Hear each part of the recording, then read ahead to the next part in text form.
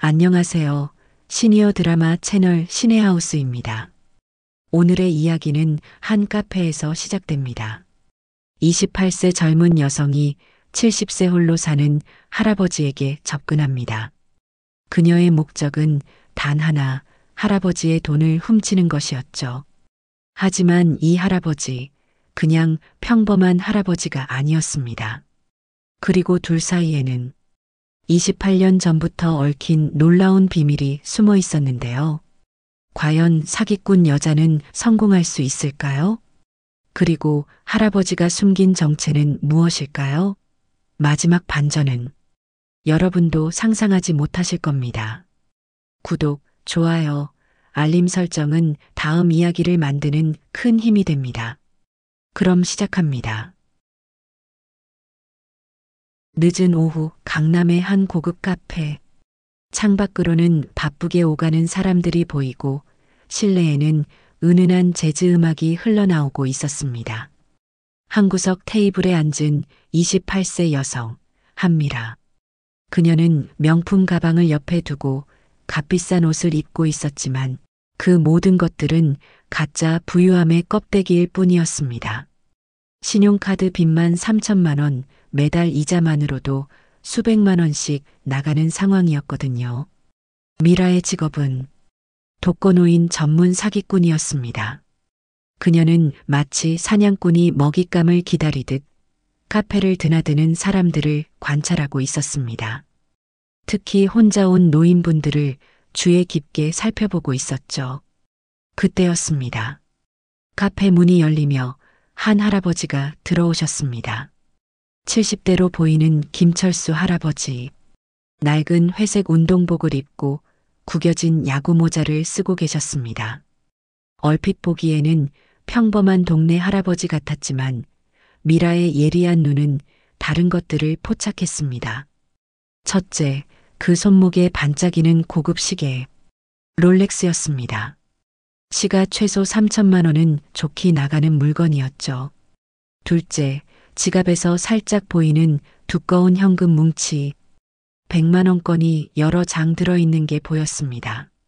셋째, 비록 낡았지만 옷의 재질이 고급스러웠습니다. 캐시미어 소재의 운동복이었거든요. 미라의 마음이 뛰기 시작했습니다. 완벽한 타겟이 나타난 것입니다. 철수 할아버지는 천천히 카페 안을 둘러보시더니 미라 근처 테이블에 자리를 잡으셨습니다. 그리고 가방에서 신문을 꺼내 읽기 시작하셨죠. 미라는 재빨리 계획을 세웠습니다. 사기꾼들이 가장 많이 쓰는 첫 번째 수법, 우연한 접촉을 시도하기로 한 것입니다. 그녀는 일부러 핸드폰을 손에서 놓쳤습니다. 딸그랑 소리를 내며 바닥에 떨어지는 핸드폰. 아, 깜빡했네. 미라가 일부러 당황한 척 중얼거렸습니다. 철수 할아버지가 고개를 들으셨습니다. 아가씨, 핸드폰 떨어뜨리신 것 같은데요. 목소리가 참 따뜻했습니다. 그리고 무엇보다 외로움이 묻어나는 음성이었죠. 아, 정말 감사해요. 할아버지, 요즘 정신이 없어서 이런 일이 자주 있어요. 미라는 가장 순수하고 밝은 미소를 지으며 대답했습니다. 20년 넘게 연습해온 그 미소는 정말 자연스러웠거든요. 그런 일이야 누구에게나 있지. 혹시 여기 자주 오시나요? 철수 할아버지가 물으셨습니다. 뭔가 기대하는 듯한 눈빛이었어요. 네, 가끔 와요. 집이 근처거든요. 할아버지도 이 근처에 사세요? 미라는 자연스럽게 대화를 이어갔습니다. 이게 바로 사기꾼의 두 번째 수법이었어요. 개인정보를 슬쩍슬쩍 캐내는 것이죠. 걸어서 10분 거리에 살고 있어. 요즘은 혼자 살아서 이런 곳에 나와 시간을 보내곤 해. 할아버지의 목소리에 깊은 외로움이 묻어났습니다. 미라는 속으로 환호했습니다. 혼자 산다는 정보를 얻었거든요. 이건 사기꾼에게는 황금 같은 정보였습니다. 가족이 없으면 견제할 사람도 없고 외로우니까 접근하기도 쉽거든요. 어머, 그럼 저희 할아버지랑 비슷하시네요. 저희 할아버지도 할머니 돌아가신 후로 많이 외로워하세요. 완전히 거짓말이었습니다. 미라는 할아버지 얼굴도 제대로 기억나지 않았거든요. 하지만 이런 거짓말은 동질감을 만들어내는데 효과적이었어요. 철수 할아버지의 표정이 부드러워졌습니다. 그래. 그럼 내 할아버지 마음을 잘 알 것 같구나. 나이 들어 혼자 있으면 정말 쓸쓸해. 그 순간 미라는 할아버지의 눈을 자세히 들여다봤습니다. 그리고 이상한 느낌을 받았어요. 뭔가 할아버지가 자신을 아는 것 같은 느낌이었거든요. 하지만 그런 생각은 금세 떨쳐버렸습니다. 설마 자신을 알 리가 있겠어요? 처음 보는 사이인데 말이죠. 할아버지, 제가 가끔 안부라도 여쭤봐도 될까요? 혼자 계시면 뭔가 걱정되거든요. 미라는 가장 순수한 표정을 지으며 말했습니다. 철수 할아버지는 잠시 미라를 바라보셨습니다. 그 시선이 왠지 의미심장했어요. 마치 무언가를 확인하는 듯한. 그래도 될까? 너 같은 예쁜 아가씨가 나 같은 늙은이한테 무슨 말씀을 하세요? 연세가 어떻게 되세요? 올해 70셋이야. 미라는 속으로 다시 한번 계산했습니다. 73세면 치매 초기 증상이 올 수도 있는 나이고 판단력이 흐려질 가능성도 높죠. 게다가 외롭고 돈도 있어 보이니 완벽한 조건이었습니다. 그렇게 두 사람의 첫 만남이 시작되었습니다. 하지만 둘 다 몰랐어요. 이 만남이 28년 전부터 운명처럼 정해져 있던 일이라는 것을. 이부 깊어지는 관계와 완벽한 계략. 그 후로 미라는 매일 철수 할아버지를 찾아갔습니다. 월요일에는 직접 만든 김밥을 가져갔어요. 사실은 편의점에서 산 거였지만 포장지를 바꿔서 정성스럽게 포장했죠. 할아버지, 제가 직접 만든 김밥이에요. 드셔보세요. 아이고, 고마워라. 이렇게까지 할 것 없는데. 철수 할아버지는 정말 기뻐하셨습니다. 아마 오랫동안 누군가 직접 만든 음식을 받아본 적이 없으셨던 것 같았어요. 화요일에는 함께 공원을 산책했습니다. 미라는 할아버지의 팔을 살짝 붙잡고 걸으며 마치 진짜 손녀처럼 행동했어요. 할아버지, 천천히 걸어요. 무릎 안 아프세요? 괜찮아. 괜찮아. 너 같은 아가씨랑 걸으니까 기분이 좋네. 수요일에는 할아버지 집을 처음 방문했습니다. 작은 원룸이었지만 미라는 그 안에서 또 다른 단서들을 발견했어요. 벽에 걸린 액자 속 표창장들, 우수기업 인상, 사회공헌대상 같은 것들이었는데 받은 사람 이름이 김철수로 되어 있었어요. 그리고 주는 기관들이 모두 정부 부처나 대기업들이었죠. 또 서재에는 경영학 서적들이 가득했습니다. 그냥 읽어보는 수준이 아니라 밑줄이 그어지고 메모가 빼곡히 적힌 책들이었어요. 미라는 더욱 확신했습니다. 이 할아버지는 절대 평범한 사람이 아니라고요.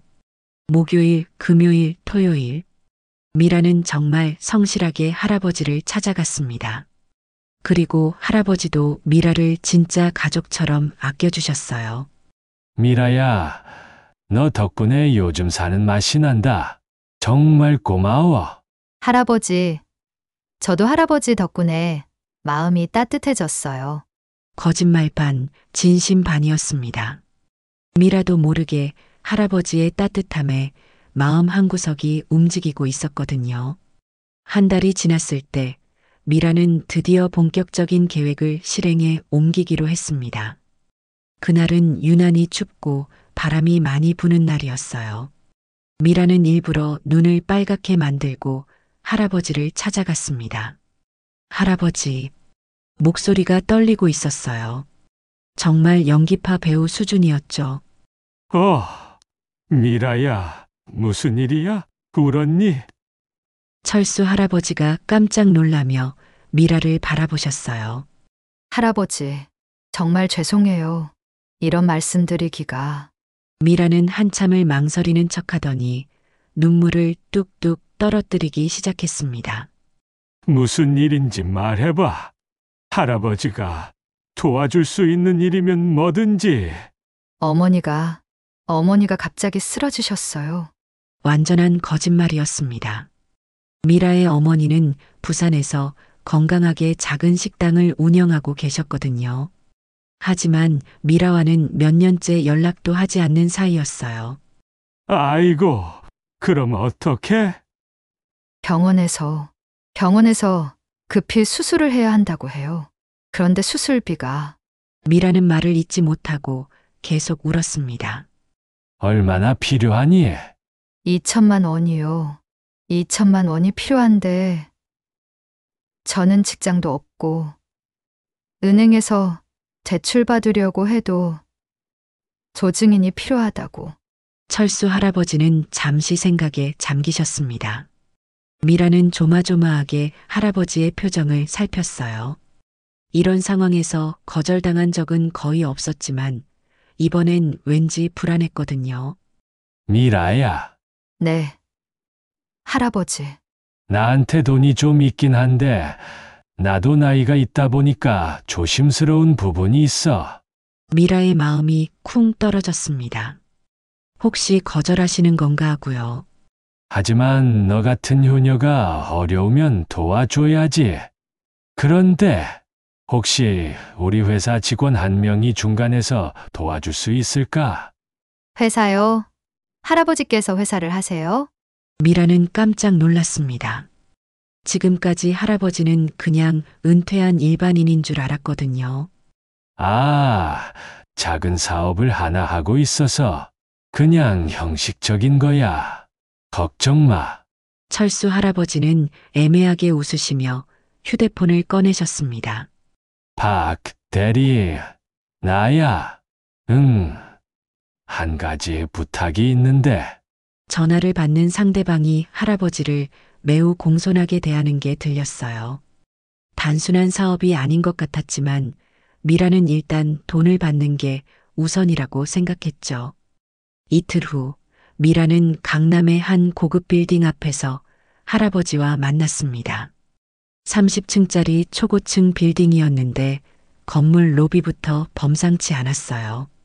대리석 바닥에 거대한 샹들리에 그리고 정장을 입은 경비원들까지. 할아버지, 여기가 회사예요? 응, 여기서 작은 사무실 하나 얻어서 일하고 있어.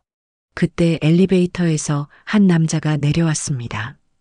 30대로 보이는 정장 차림의 남성이었는데 첫인상부터 예사롭지 않았어요. 회장님, 기다리고 있었습니다. 회장님이요? 미라가 깜짝 놀라 물었습니다. 아, 그냥 직원들이 장난으로 부르는 거야. 신경 쓰지 마. 철수 할아버지는 당황한 듯 웃으셨지만 그 남자는 매우 자연스럽게 회장님이라고 불렀어요. 안녕하세요. 박민수입니다. 회장님께 부탁을 받았습니다. 박민수는 미라에게 정중히 인사했습니다. 그리고 서류 뭉치를 꺼내더군요. 어머니, 수술비 건으로 알고 있습니다. 2천만 원 맞죠? 네, 맞습니다. 저희가 중간에서 처리해 드릴 테니 이 서류들에 서명만 해주시면 됩니다. 미라는 서류를 받아보았습니다. 복잡한 금융 용어들이 가득했지만 그녀에게는 중요하지 않았어요. 돈만 받으면 그만이었거든요. 그런데 어머니 계신 병원 확인서 같은 것도 필요할 것 같은데요. 박민수의 말에 미라는 당황했습니다. 병원 확인서? 어머니가 아프지도 않은데 어떻게 구하죠? 그게 개인 병원이라 서류가 좀 늦어질 것 같아요. 아, 그렇다면 우선 절반만 먼저 드릴게요. 나머지는 서류 확인 후에. 미라는 기꺼이 동의했습니다. 1천만 원이라도 일단 받으면 성공이었거든요. 그렇게 미라는 서류에 서명하고 1천만 원을 받았습니다. 하지만 그녀는 전혀 몰랐어요. 이 모든 상황이 치밀하게 계획된 함정이라는 것을. 3부 충격적인 반전의 연속. 1천만 원을 받은 미라는 기분이 좋았습니다.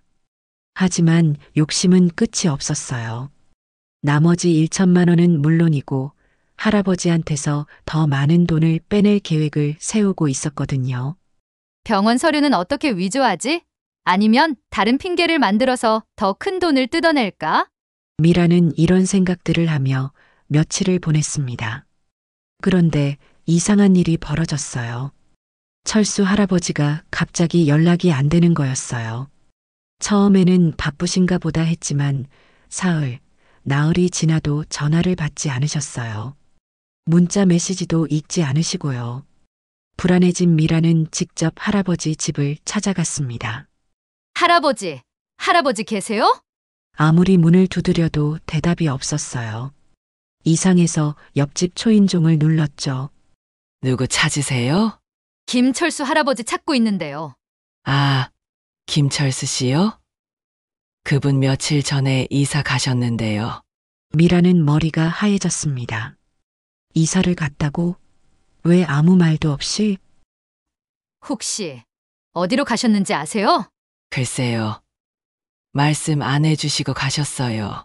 이사업체도 새벽에 와서 조용히 해가더라고요. 미라는 완전히 당황했습니다. 혹시 자신의 사기를 눈치챈 걸까요? 바로 그때 휴대폰이 울렸습니다. 모르는 번호였어요. 여보세요? 한미라 씨 맞으시죠? 차가운 목소리였습니다. 네, 맞는데요. 누구세요? 대한법무법인의 변호사 이정민입니다. 금융사기 혐의로 고발이 접수되어서 연락드렸습니다. 미라는 순간 숨이 막혔습니다. 금융사기, 고발, 잠깐만요. 무슨 말씀인지 모르겠는데. 내일 오전 10시에 저희 사무실로 출석 부탁드립니다. 주소는 문자로 보내드리겠습니다. 전화가 끊어졌습니다. 미라는 한동안 멍하니 서 있었어요.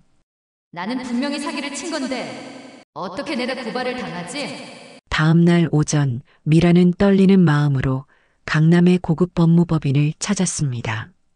30층 건물의 최상층 대한법무법인이라는 금글씨 간판이 위압적으로 다가왔어요. 한미라 씨 맞으시죠? 이정민 변호사님이 기다리고 계십니다. 접수원의 안내를 받아 회의실로 들어간 미라. 그리고 그곳에서 충격적인 광경을 목격했습니다. 회의실 테이블에는 여러 사람들이 앉아 있었어요. 정장을 입은 변호사, 그리고 며칠 전에 만났던 박민수가 앉아 있었거든요. 그런데 박민수의 모습이 완전히 달랐어요. 며칠 전에 만났을 때보다 훨씬 당당하고 권위 있는 모습이었죠. 안녕하세요, 한미라 씨. 박민수가 일어서서 정중히 인사했습니다. 정식으로 인사드리겠습니다. 저는 태영그룹 전무이사 박민수입니다.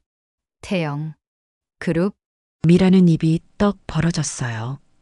태영그룹이라면 대한민국 재계 10위 안에 드는 대기업이었거든요. 변호사가 엄숙한 목소리로 말했습니다. 한미라 씨, 김철수 회장님을 아시죠? 김철수. 회장님? 네. 태영그룹 김철수 회장님입니다. 한미라 씨가 지난 한 달간 접근해서 사기를 시도한 그분 말입니다. 미라는 머리가 하얗게 변했어요. 김철수 할아버지가 태영그룹의 회장이라고요? 이럴 수가. 그럼 그 평범한 할아버지가? 네, 맞습니다. 우리나라 10대 재벌 중 한 분이십니다. 박민수가 차분하게 설명했습니다. 한미라 씨, 회장님께 거짓으로 어머니 수술비 명목으로 돈을 받으신 게 맞죠? 저는 우리가 모든 과정을 녹음했습니다.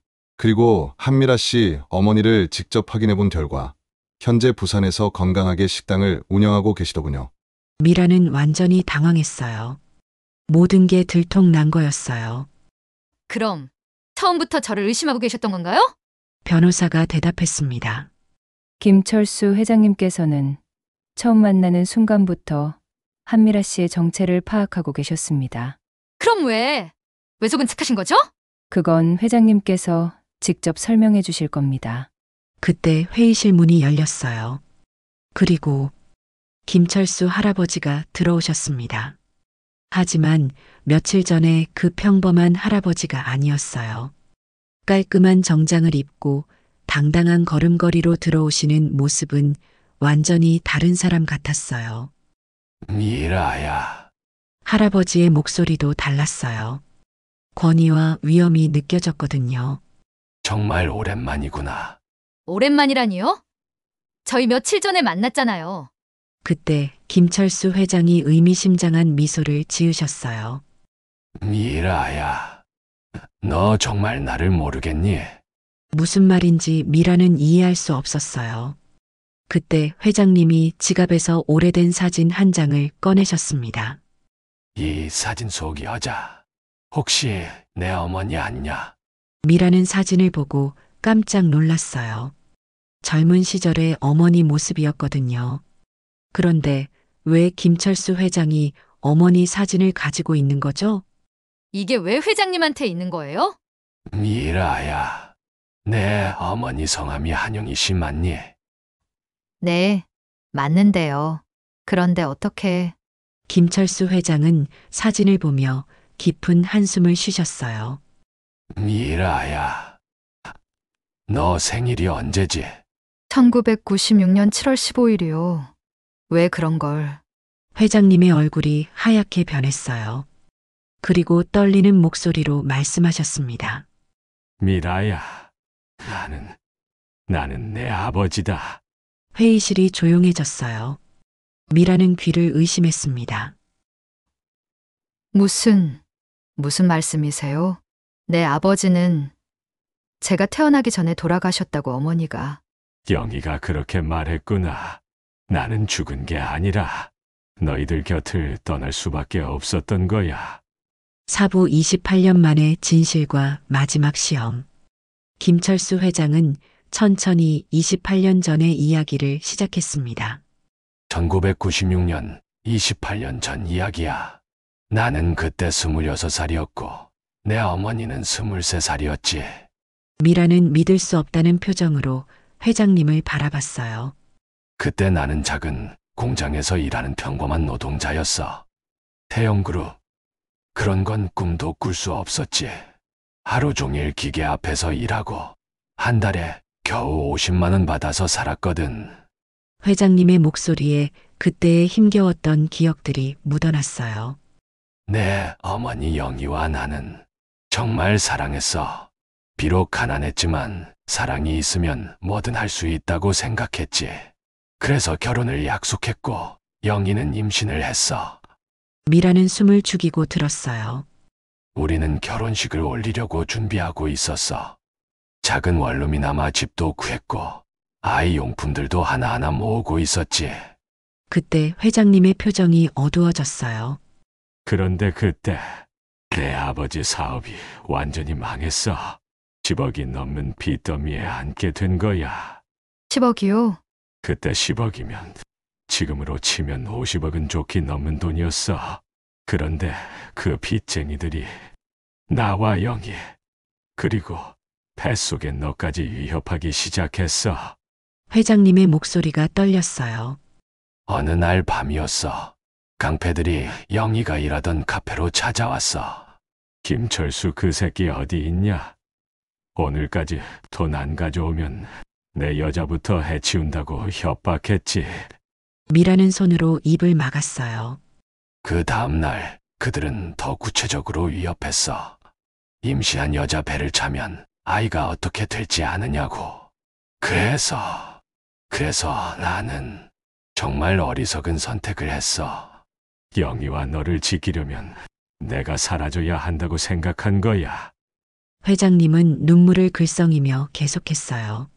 1996년 7월 10일 내가 태어나기 불과 5일 전이었어. 나는 영희에게 거짓말을 했어. 어떤 거짓말을요? 다른 여자를 만났다고, 너희들과는 더 이상 살 수 없다고 그렇게 말하고 사라졌어. 미라의 눈에서 눈물이 흘러내렸어요. 영희는 내 어머니는 그 말을 듣고 얼마나 절망했을까. 혼자서 널 낳고 혼자서 기르고 그럼 그 후에는 뭘 하셨어요? 미친 듯이 일했어. 하루에 18시간씩 일주일에 7일을 쉬지 않고 일했지. 아버지 빚을 갚기 위해서, 그리고 언젠가 너희들에게 떳떳하게 돌아가기 위해서.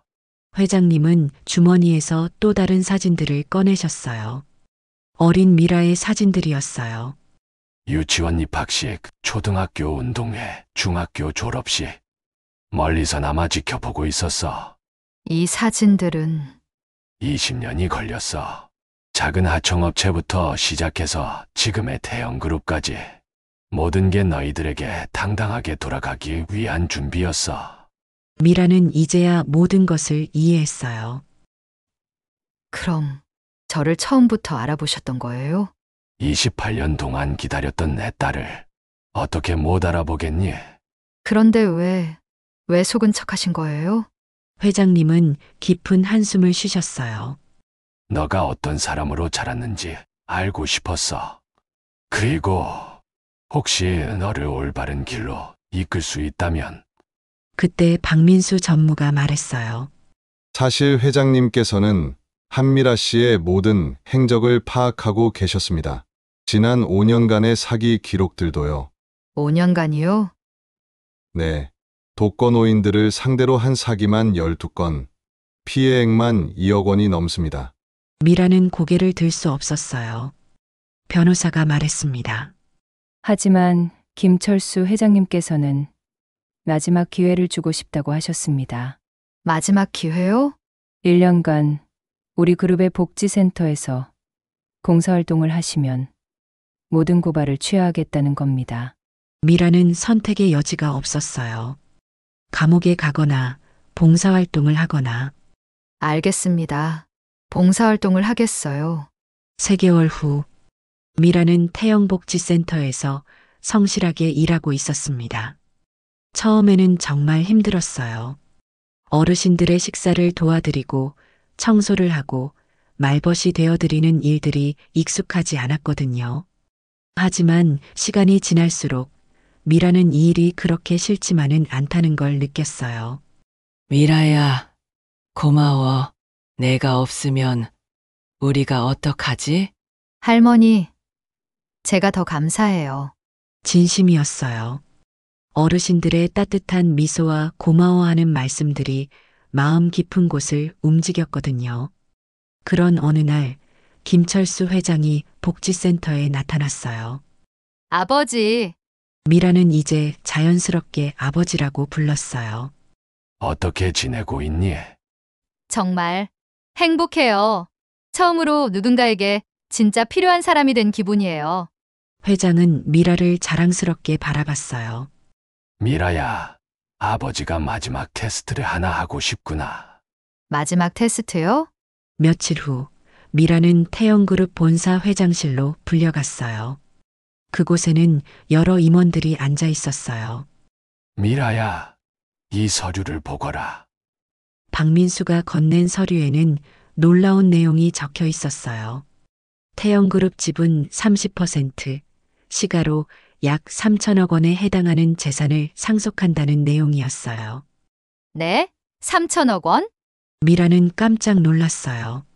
28년 동안 못해준 아버지 역할에 대한 보상이야. 이 서류에 서명만 하면 너는 이 나라 최고 부자 중 한 명이 될 수 있어. 예전의 미라였다면 주저없이 서명했을 거예요. 하지만 지금은 달랐어요. 조건이 있나요? 조건은 복지센터 일을 그만두는 거야. 재벌가 딸이 그런 일을 할 필요는 없으니까. 미라는 깊은 고민에 빠졌어요. 이것이 정말 마지막 시험이라는 걸 직감했거든요. 한참을 생각하더니 미라는 서류를 천천히 밀어냈어요. 죄송해요, 아버지. 이 서류에는 서명할 수 없어요. 왜? 복지센터 할머니, 할아버지들이 저를 기다리고 계세요. 그분들이 저를 필요로 하시는데 어떻게 그냥 떠날 수 있겠어요? 김철수 회장의 눈에 눈물이 고였어요. 3천억 원도 물론 큰 돈이지만 할머니들의 미소가 저에게는 더 소중해요. 처음으로 제가 진짜 필요한 사람이 된 기분이거든요. 미라야, 아버지, 그 대신 한 가지 부탁이 있어요. 그 돈으로 복지센터를 더 크게 확장해 주세요. 더 많은 어르신들을 도울 수 있도록. 회장은 자리에서 일어나 미라를 꽉 안았어요. 네, 딸. 정말 자랑스럽다. 박민수가 미소를 지으며 말했어요. 미라 씨, 사실 회장님께서는 이미 모든 걸 준비해 두셨습니다. 무슨 말씀이세요? 한미라 복지재단, 전국 100개 복지센터를 운영하게 됩니다. 그리고 그 재단의 이사장은 바로 미라 씨입니다. 1년 후 미라는 한미라 복지재단 이사장으로서 전국을 다니며 어르신들을 돌보고 있었어요. 그녀의 얼굴에는 진정한 행복이 넘쳤어요. 그리고 어느 날 부산에서 한 할머니가 복지센터를 찾아오셨어요.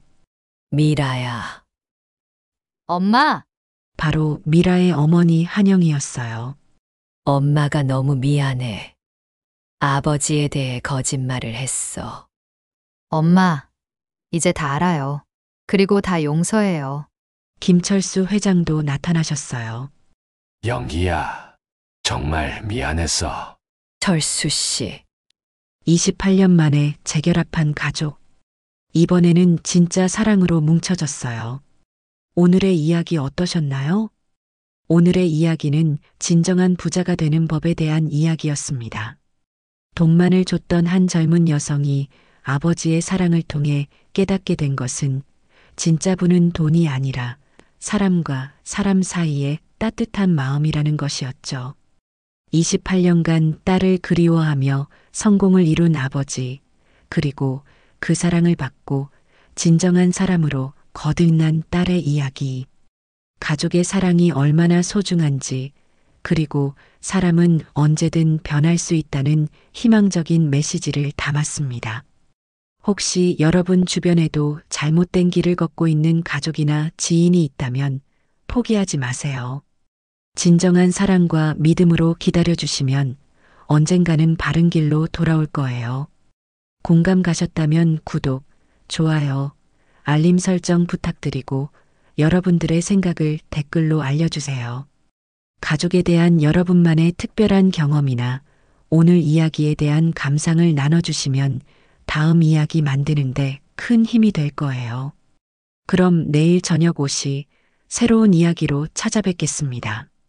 오늘도 시청해 주셔서 감사합니다.